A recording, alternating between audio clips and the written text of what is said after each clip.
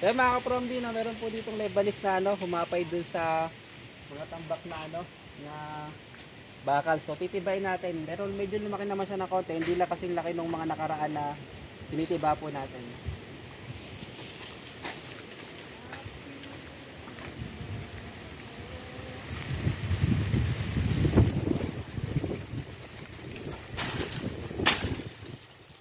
Wah, itu bisa nggak?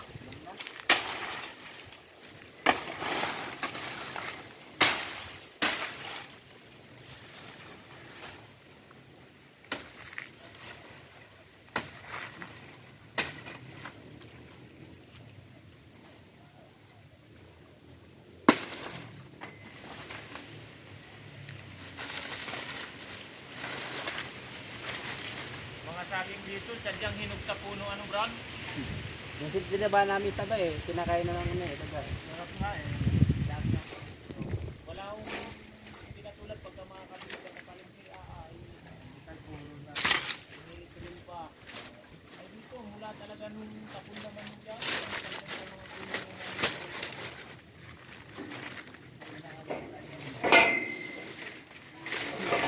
Hindi naman ako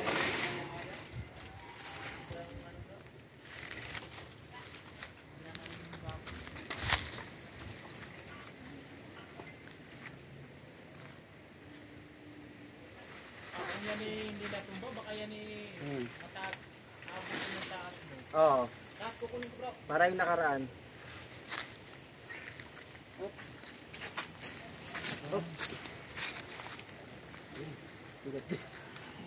Sa manilong pa rito. So yan mga ka-from din, no? So titiladan natin. Malag na yan eh.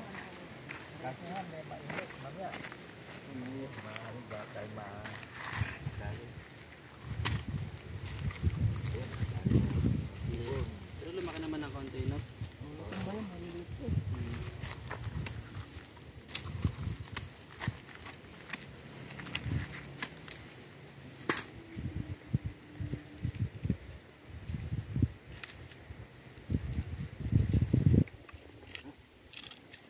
Sa Maynila, pag wala yan, isang piling na yan, pag wala kang 30 pesos. Sa Maynila kahit ganito, gusto nila.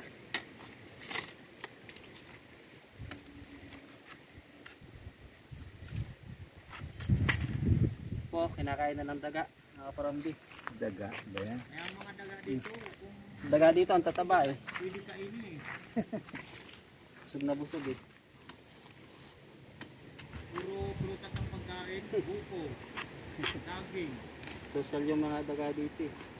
Kaya malulusog. papaya, pati papaya pinapatulan din.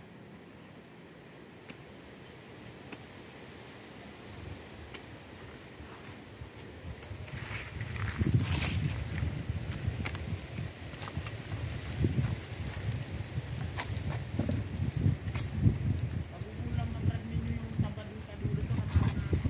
Nag-ano ulit ako? Kanina lang. Naalala ko malayo. Oo. Kung may malapit na dito pa dinaan, di ba Brad Ramel? Nakakabayo pa yun. Kanina lang.